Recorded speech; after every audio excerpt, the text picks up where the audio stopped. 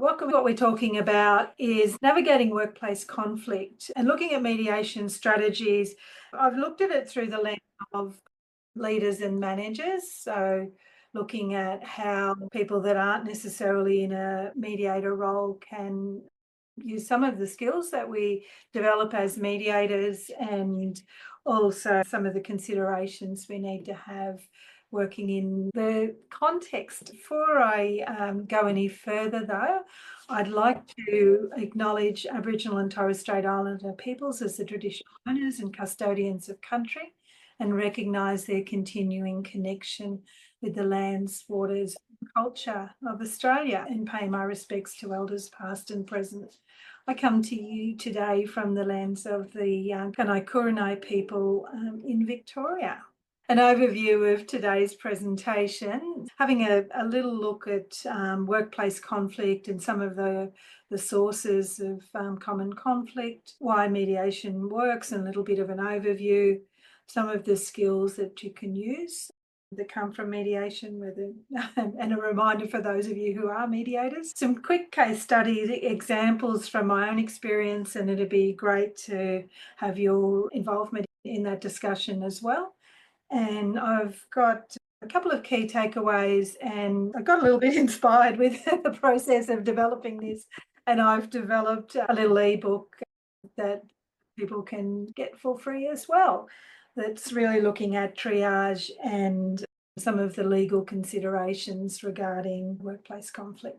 Thank you for those that are sharing where you come from, because that's the next thing. So I'd really like you to use the chat to share who you are, where you are, and what's your role. Are you in management, human resources, dispute resolution, perhaps a bit of both, or all, for those of you that are working inside organisations? Wonderful, thank you for that. The first thing I wanted to look at was the cost of conflict, because often it's unmeasured in organisations, and sometimes that can be a bit of a barrier to dealing with it appropriately. These percentages come from research that was done by, it was from the CCP, the Global Human Capital report. So what they estimated was about roughly 45% of the cost of conflict is lost productivity. So people spending time talking about the issues, gossiping about their colleagues, and just working on trying to sort out conflict. So that averaged out to about 2.8 hours per week spent dealing with conflict. Turnover and recruitment costs about 30% of the cost of conflict, because when you lose people with conflict, the estimate's about 33% of their annual salary to recruit, bring them with induction and up to speed training. Absenteeism about 10%, legal fees and settlements about 10%, and lost opportunities. So while all that management and leadership and staff time spent on conflict, the opportunities that just don't happen, they estimated about 5 there. So probably the only cost that's known is really that legal fees and settlement costs. If you are in a role where you have an idea of that, if you're thinking of that as being about 10% of the overall cost of conflict, you can multiply that out. If you're trying to put a business case for something, then there's something to work with. And feel free to use the chat if the top 5 consequences of or costs of conflict in your workplace, if you think they're different or there's some other key ones that are missing, feel free to share that as well. What I wanted to have a look at, the key sources of workplace conflict. So this it's from very old work done by Christopher Moore back in 1986, but it really doesn't or hasn't changed that much. I'm not going to go through in great detail, but the slides will be available for anyone who wants them. So interest conflicts, the perceived or actual competitive interests, so things that people feel that they need or want that others are preventing them from or not giving them. structural conflicts. And in workplace, we often see these structural conflicts where it's actually the way that the workplace is organised and set up that creates conflict. And I might talk to that a little bit more when we talk about confidentiality and some of the ways that workplace mediation differs from some other areas.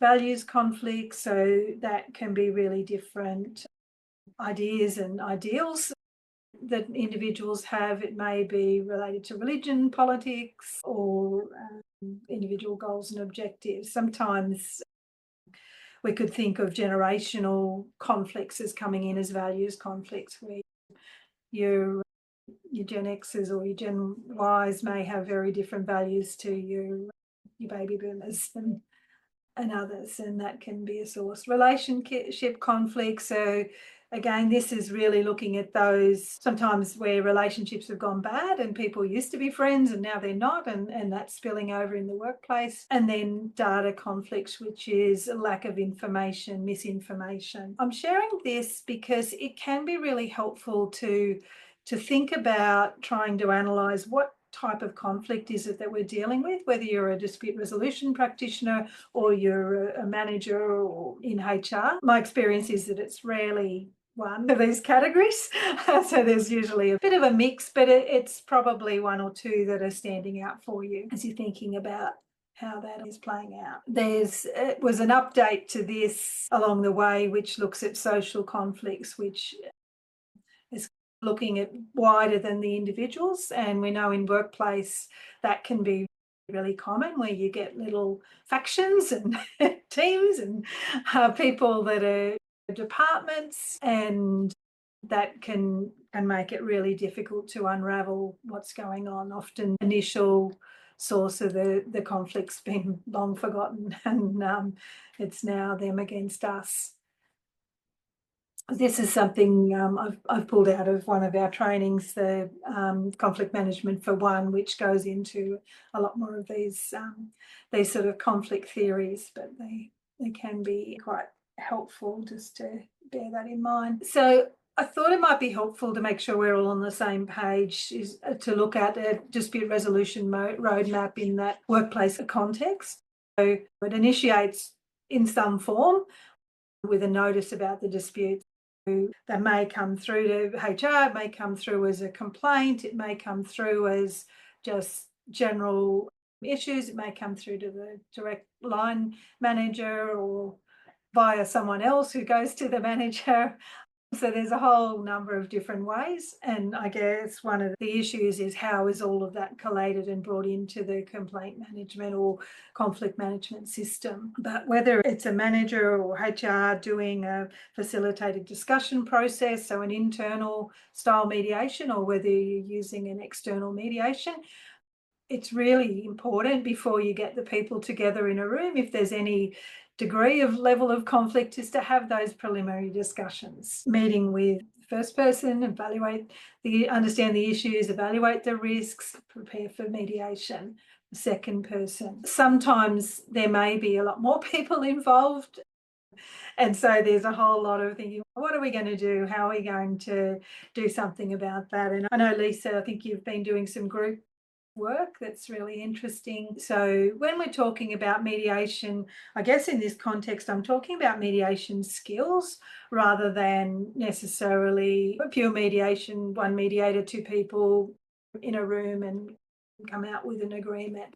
It can take many forms, like a group and so on. Then we've got, after getting all the ducks in a row, some sort of intervention, and then usually in the workplace context, there's some sort of report. There's some ethical considerations involved. If you're promising to people that mediation is a confidential process, and it should be, then you need to negotiate with the people what is and isn't going to be shared.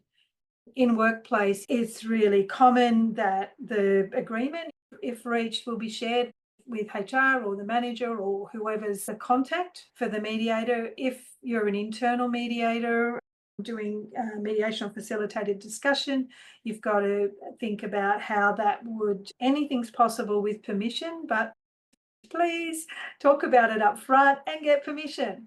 If you don't, you can end up with problems. I can't remember if I put something in later, so I'll highlight it here because it's so important. Be clear about your role. When you're doing something that you're calling mediation or a facilitated discussion, be very clear about your role, how information will be used.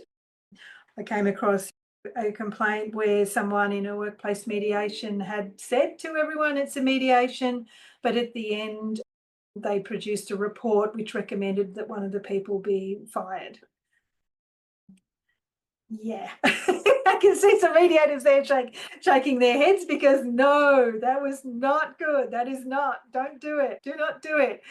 Don't blend investigation and mediation, and definitely don't give people a false sense of belief that what they're talking about is confidential. Very important to be clear. In some cases, what the agenda is disclosed as well after workplace mediation. So it might be the agenda and the agreements you've reached that are disclosed. It may be whether people are attended and engaged, but it should not be a full report. So that's attention, because sometimes managers or HR want that. They want to know what happened, what was discussed, and the mediator's saying, oh, no, I can't go into that. Can I just add something in there, Yes. Joanne? Sorry to cut in, but something that I've, especially with dealing with the hierarchy that I deal with, one of the things is really important that if mediation doesn't proceed for whatever reason, I don't tell them the reason why. I only tell them that the 4 criteria hasn't been met, and that is that it's voluntary, future focused, invested in the process, and have a mental capacity to undertake the mediation. Yeah. So that way no person can be victimised if they refuse to go ahead with it. So it's really important that's also part of it, and that's made very clear to the participants. You will get them on side really quickly if you say, even if you call it off, management don't get told that. Yeah, beautiful. Yeah, that's a perfect way to make sure that people are going to be engaging and willing to engage, because it isn't always safe. And then the final step is that's often missed a little bit is follow up. So having some process to check in, there might be other interventions that are needed. There may be systemic issues. So that's something that I'll often do with workplace mediation. Sometimes we discover that part of the problem is those systemic issues, and it may be agreed, and I'll talk to the parties about, is this something you're going to bring up? Is this something that you want me to provide some information about as well? And in some contexts, that may be something that is identified. It's better if they do, but if there's systemic issues, sometimes that may be part of the reason why they haven't been resolved already. And of course, is there another system, like a continuous improvement system within the organisation that can link through to? Can I ask one question? Yep. Does management need to have a copy of the agreement between the two? If there's agreement reached, or look, they don't have to, but I've found that they often do want to, and it's usually for that purpose of the follow-up and accountability, because often it's going to be HR or management who are going to do that check-in meeting. You said you were going to do X, X, and Y. Did you do that? Yeah. Can you actually leave it to the two parties having the mediation to, if they want to give, if they both agree to give management their agreement, or it's up to them to keep it? Yeah, look, sometimes there's a tension there in regards to mediators coming in, particularly contracted to come in. If you're a mediator working within an organisation, then you negotiate that. Sometimes if you're coming in as a contractor, or often a contractor of a contract, that's going to be the way it is. Those are the conditions that have been negotiated at the point of the head contract. What I consider is really important is that we tell people that at the beginning. We tell them that at the pre-mediation, that if an agreement reached, it'll be provided to management. When you get to the point of writing up the agreement, remind them again, because not everything that they agree has to be on the agreement. If they say, oh, okay, we're not going to slag off about each other anymore, you may not want that in the written agreement. That's the sort of thing that they can, yes, agree to do. depending on your Okay. context where you're working. They may Thanks. use different terms. Any other thoughts or comments on that? No? Thank you. Thank you for those that are contributing. Jo, can I just say sometimes it's a bit of a standoff, because if the management, if the company is paying for the mediation, they want to know what they're paid for. Yeah. But I was just wondering if they agree to an agreement and they follow through with it, management will be happy anyway, and management kind of knows what's going on. Yeah. So can you leave it to the two parties involved to ask them if they're okay to give copies to the management? Yeah. That's Yeah. it. If you, when you take on the job, if you're strong about Yep. that, say, look, in my process, Yep. it'll be up to the parties whether or not that's going to be agreed, and that's perfectly appropriate. However, we must be realistic. Sometimes if a mediator says that, they may not get the job. But we absolutely must not promise that it's going to be confidential, or we'll only share if they agree, and then do it anyway, or share confidential information. Then you might find yourself in breach of your obligations as a nationally accredited mediator. Well, as you mentioned beforehand, asked the two involved if they don't want any particular information put onto the agreement, to keep it between them. Yeah. Because it can be verbal or written anyhow, to keep certain information out that they don't want to release to management and so on. Yeah. Okay. Yeah. So my recommendation is always remind them, whatever the written agreement is, as we discussed, that's going to be shared, and that'll be in your opening statements as well. So you will have told them 3 or 4 times. And then generally in this style of mediation, again, we are getting the parties to dictate how they want the wording. It's usually not going to be a legal contract. There may be some issues with WorkSafe or whatever if you're mediating in that context where there is greater scrutiny, but often it's really just a way of them getting a new page in their relationship or working relationship. So for anyone or any organisation, there should be a complaint handling, conflict management policy and procedures. I found that sometimes there is, but nobody knows what the hell it says. It's a good thing to pull it out and have a look. But ultimately, conflict's best handled internally when it first arises, before anything blows up and extends. Are there suitably trained staff members, or are there others that are needed? There's a bit of a misunderstanding about HR's role, and people assume that HR have been trained in conflict management and mediation. Usually not. It's not part of their training to get their HR degree in by far the majority, and yet they get it all dumped on them. And sometimes it can take on quite a legalistic approach there rather than a resolutionistic approach. And also it can be handled internally if there aren't conflicts of interest. As a manager, it's very difficult to handle a complaint about yourself. It needs to be someone who's got a perception of independence, who's looking at that. So when you're triaging the indicators for professional mediators, if there's complex power imbalances, legal risks or formal complaints, or if it's being tried to be fixed internally and it's not fixed.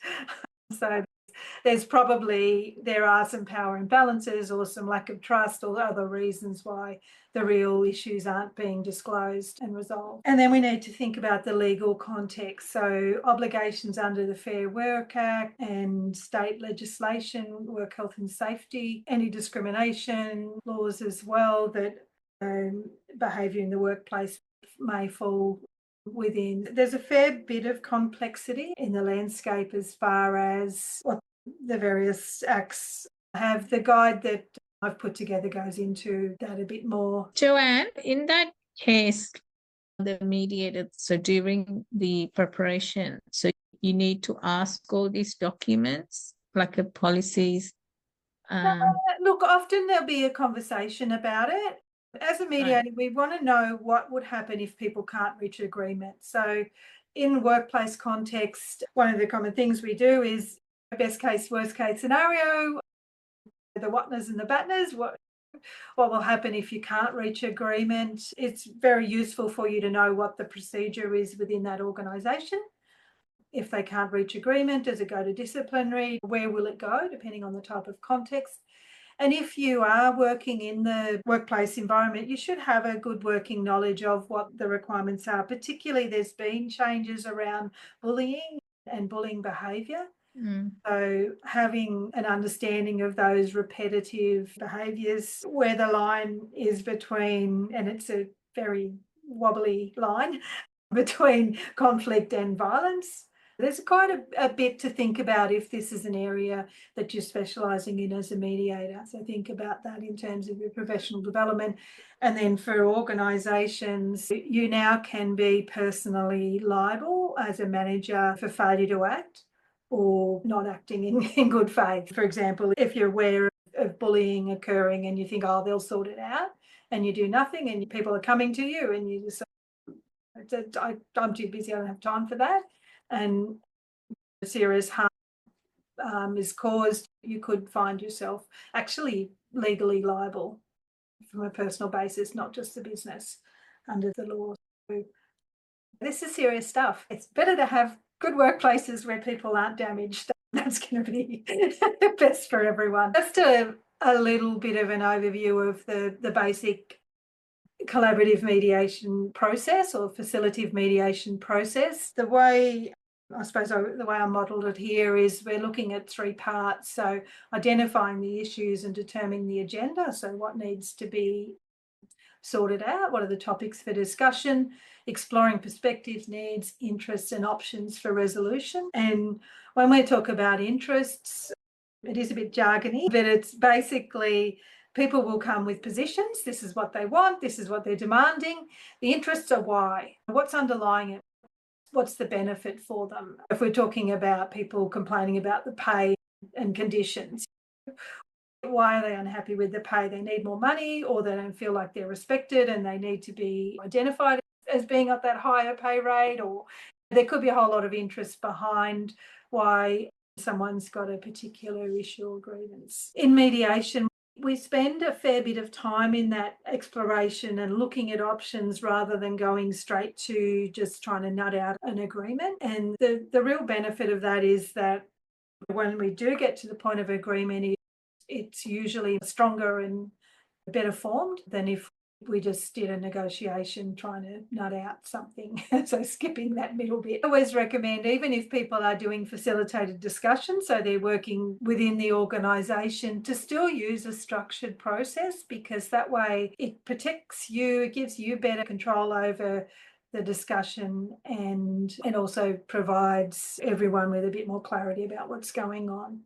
Basically, the benefit of the mediation is that it's really structured and it moves people from that grievance side of thing and focused on the issues to building understanding, and then from that shared understanding trying to work out a plan to move forward. When we're thinking about how this fits in the context, it's a lot more cost effective than going to a process or tribunal. Just a note on professional mediators, and for those of you that are professional mediators, thinking about how you're presenting your services, but really looking at the quality assurance that being nationally accredited provides, that you are trained, you have been assessed for competence, you've got your ethical obligations that you're bound by, you hold professional indemnity insurance, and you've got ongoing professional development and practice hours. For organisations, if they're using someone who's not accredited, who just says they're a mediator, they may have done some training at some point in the past and they just do a bit of mediation here and there, and often you'll find that maybe the currency of their practice isn't where it needs to be. Distinguishing between mediation with a qualified mediator and the dispute resolution processes that are done within organisations, and calling them facilitated conversations or facilitated discussions. They're often done by managers or HR. Sometimes they may have training. I know in WorkSafe Victoria, they're calling kind of mediations even facilitated by qualified mediators as facilitated discussions. So the language can be a little bit confusing. But without training, I've certainly heard reports from recipients of this that the process can be really quite judgmental and tends to be picking a winner or telling people what to do, which isn't at all what we do as mediators. Some of the key elements around, and I've called it ground rules, but it's really around those what we call opening statements, and some of what you've been talking about, making sure that everyone is clear and you've got agreement about what's going to be shared, about the confidentiality, making sure that your role is understood, because particularly if you are internal and you mediate part-time or facilitate discussions part-time, what hat are you wearing, what role, and where are the boundaries? It's really important if you want people to trust the process that's spoken about. Be overt, don't assume, and not assuming is one of the skills that we have as mediators.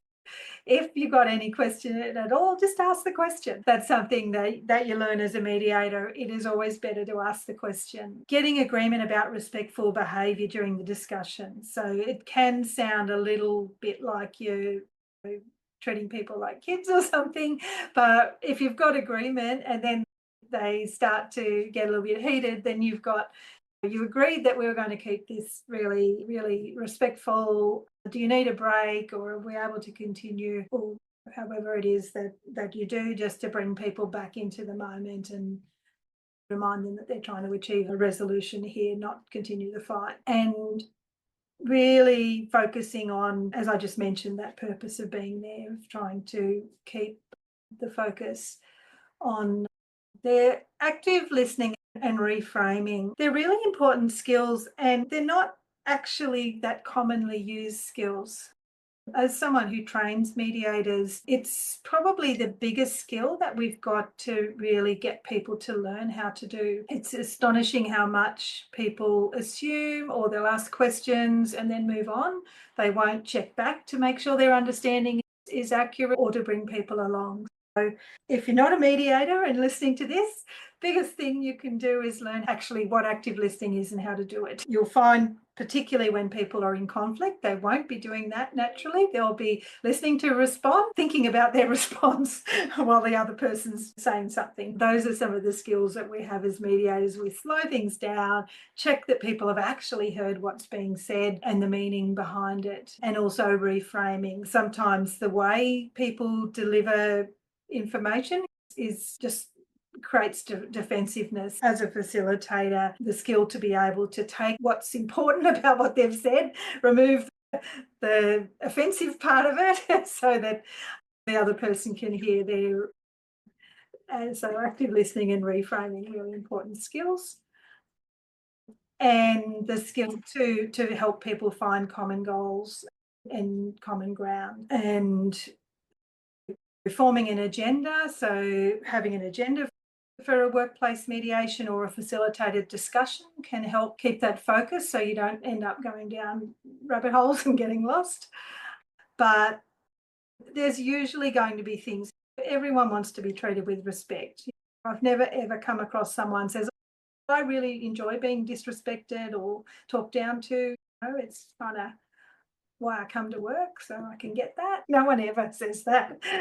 And also when there's competition for resources and things like that, usually when you get through all of the detail, you can see that both have got a shared interest in that sort of thing. So I thought it might be useful to look at a couple of examples, and it'd be great for others to share in. But thinking of an example here, a younger manager, older employee, and the clashes to try and make changes to the workplace, so claims of age discrimination and bullying. And when we got down to it, there was a really significant clash in values and styles. So what do you think you'd do in that sort of situation? What are some of the things that might come up for you? I get this one all the time, Joanne. I would think so. This one, it's really your work starts in the pre-mediation. It actually starts on intake. When I do my triage, it starts there, but then it goes further once it gets allocated out to my mediators. It's that one-on-one that you have that really starts to give you an idea of the person. But that reframing that you were talking about before is really important, because you can actually get someone on side by helping them to switch their mindset. Yeah. They suddenly feel heard and they go, okay, I can do this. And you continue that on in the mediation. Yeah. But for this one, it really starts with that one-on-one, but it also includes talking about that intergenerational stuff that's going on, as well as bullying will get dropped, but also discussing what reasonable management is, so that they actually see. And like I say, you don't have to like it or agree with it, but you just have to acknowledge it's having this impact on the person. Yeah. So when you have those discussions on the one-on-ones, it's much easier to bring those discussions, not the actual discussion you've had, but those concepts back in at the joint mediation. Yeah, and that's wonderful. Thank you. And look, it brings up a really important point, because that's another tension sometimes we see in workplace mediation, where the pre-mediation is seen by the organisation, oh, do we really need to do that? Isn't that a bit of a waste of time? Can we just do that 5 minutes before the mediation? Because they don't understand the important work that happens in that part of the process. I have done workplace mediations where you do the pre-mediation in the morning and then the mediation in the afternoon. As a contract mediator, I would never ever do that if I've got control over the process, because you want them to go home and talk to their wife or their partner and think about the reframes, the new perspectives that we've helped them to think about. Yeah, that's great. Thank you. So glad you came today. And the other thing is coaching. We touched on that, but it's a great, so conflict coaching, executive coaching, work, whatever you want to call it, but helping people, particularly where their style or approach is out of step with current practice or any of those things. It can be a really good way to provide that extra support they need when they're struggling. Yeah, it's absolutely really valuable. Yes, we have a hand. Yeah, sometimes the real reasons aren't obvious, even after intake, because some people hide the real reasons for the problems. And I had a situation where a younger manager was having difficulty with a much older and more experienced person in the organisation, and the older person was actually upset that he didn't get the position that he applied for, which was the position of the manager. Yeah. And also he had to travel a long way to get to work, so he was missing his family. The real reasons are part of the process, and it's not just about the end result. Yeah, absolutely.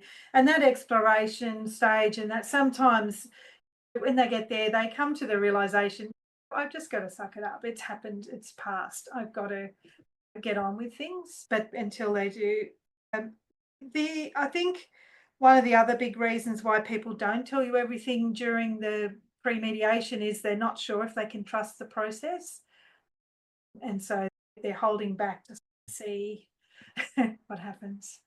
If there's been any degree of bullying too, you've got to really be gentle and reassuring, and it takes a long time to often get that information out, particularly if people are concerned about what the repercussions are going to be. Yeah, absolutely. And more mediation's been used in return to work context. So there has been a psychological injury, or they've gone to the doctor and then I can't go to work, I've got to take some time off, and then it's a process of bringing them back. So there are vulnerabilities, there's a whole lot of disruption to the work relations, and sometimes it needs to be a gentle, sometimes staged approach.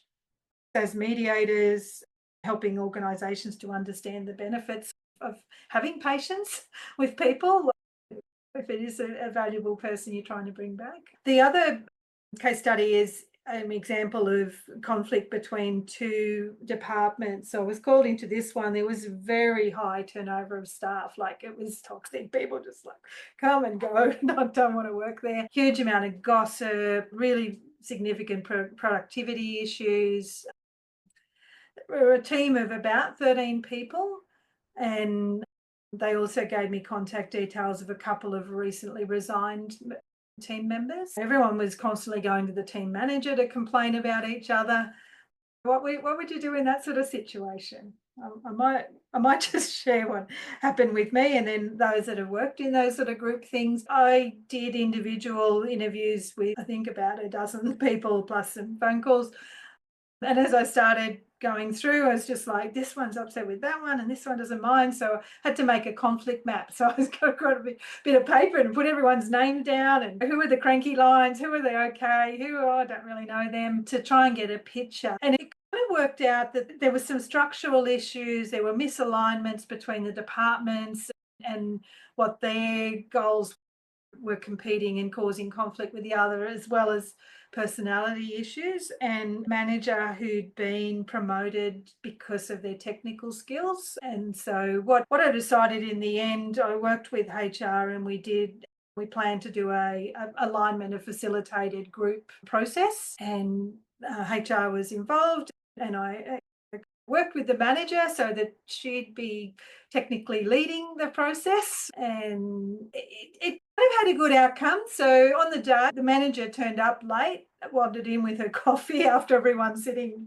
waiting for her, and we did our session, and ultimately the manager decided she didn't want to manage anymore and she moved laterally into a more technical role, and they got someone competent in. So it's sometimes it can be used to expose the dynamics. Any thoughts or comments, or anyone else done that kind of group type thing? As our role is, we can bring people together, help to identify the issues, but sometimes the issues are that you've got the wrong people in roles. Joanne, this is the program that I designed for internally here, but you've heard from me enough, I think. It's wonderful, and I think it's so valuable, and just bringing people to discuss kind of higher level things like alignment and values and what we're trying to do here. It lets them get to know each other on a different level as well from the day to day. I don't know if you found that in the work you've done. Yeah, I do this in 2 stages. So I called it a work unit facilitation. So I would run groups of maximum 20. So if there were 60 in the unit, I would break them up. But I would have the team and I would have a manager's session. And they would be exactly the same. And I ran it based on the mediation model so that I could still work within that framework. So instead of one-on-ones, they had a confidential handwritten survey. So we had no problems with people submitting it electronically. There was no names on it, so it was totally de-identified. There were 4 questions, and this whole program works around what is the ideal workplace. So that's the questions. What is the ideal workplace? What is the current workplace for you? The big question, what is the impact this is having on you? What's required to align the ideal and the current? We got some really honest feedback on that, because a lot of people aren't comfortable, especially if there's conflict within the unit, of expressing it verbally. So we would get some really big truths from that survey. So that would be collected. They'd have 10 or 15 minutes to do that. Then we would work on to group work, and it was exactly that. What makes an ideal workplace for you? Rainbows and unicorns, basically. And we would do board work and we would come up with themes, and that would allow them, probably that's usually a 3-hour session, so they would have the first 40 minutes to really go bleh, and we would sift through that and be able to start switching their mindset into the positive. Oh, my managers are hopeless, they don't listen to anything I do, they don't want to hear what I say. Okay, and it's about that reframing. So what I'm hearing here is we want management to listen and to practice active listening. Yes, and I don't feel like I can do this, I can't do that. So you want a safe space. So what makes up a safe space? So suddenly we've got all these themes, and we actually drill down to what that means. At the end of that, they've felt heard, but then they've also had a chance to switch to say, okay, that's a negative. What can we do? So what is it? That's what we've got. What do we want it to look like? And we had spas and we had all sorts of things on the list, because like I said, it's a free for all. They're made very clear through this, to cover that, everyone coming to complain, we tell them that there's a complaint pathway that we've created, and it has a 4-what system. So for any complaint you're taking to management, follow a 4-what system. What is the situation? What have you done about it? What is the impact on you? What is the outcome you're after? And that then gets put to the side, and we hold the managers process, and we do the whole thing again with the managers. At the end of that, we collate everything from what we've seen and the surveys, and we get current themes that are there, plus our board work. At the end of it, they get a list of what the managers have said, what the team has said, and you can see where they align and where the subheadings are all the same and what they require.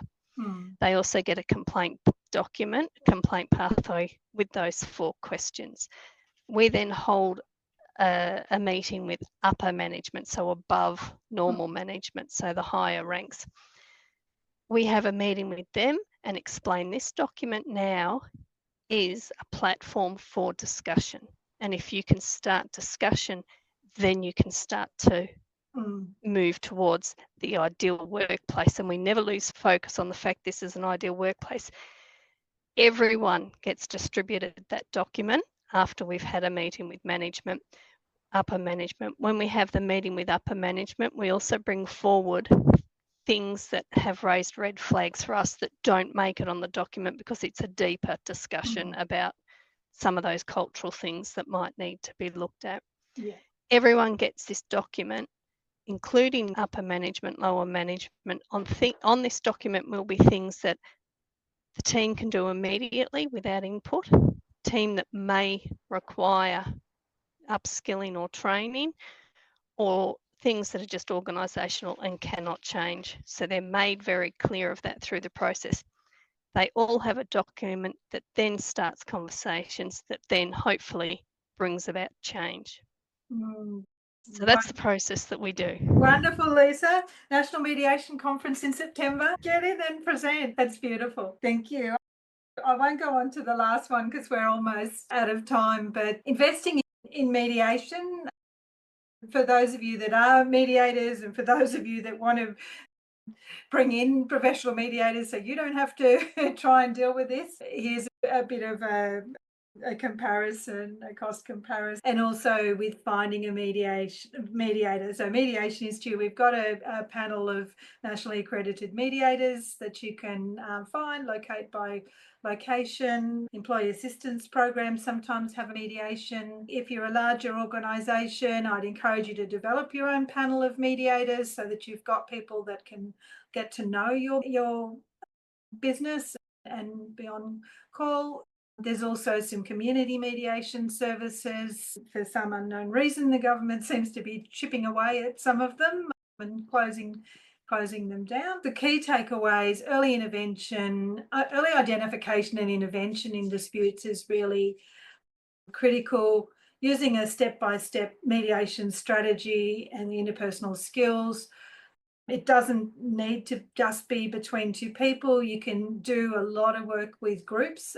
Lisa, for anyone who knows mediation, would understand that there were a lot of the mediation skills involved in what she's described, and really created a fit-for-purpose process within the organisation. So that's the beauty of having mediators that get to know the business and get trained these skills. So how do I learn that? It's not that difficult. The certificate of training for mediation is a great base for anyone who wants to improve their interpersonal skills. So this is the guide where I've put a lot of this into a more convenient document. If you'd like to get a copy, we've used up all of our time, but we can stay for a few minutes longer if needed. Hopefully that was helpful, and thank you so much for those that contributed your experiences as well, because it's always very helpful. What we're hoping this year is to do a lot more in-person catch-ups and more networking than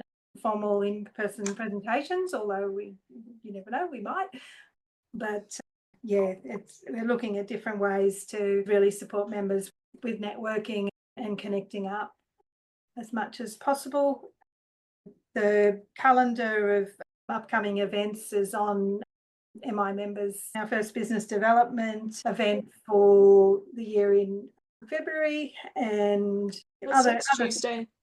Yeah, first Tuesday, and we do regular group supervision as well. So with that, they're not recorded. You have to attend live, and they're really talking about mediation practice. And we do have our recorded webinars now on our oh yes, Rowena's been working very hard at getting the all the webinars and links up there. Let me know if it's got a wrong link, because it was just like back and forth. Been doing a stellar job of link putting. Yeah, so if you're a member with the MI members, you can actually sign in and watch most of the recorded webinars from last year.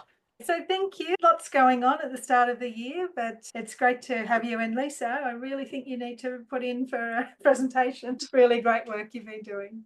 I agree, Jo.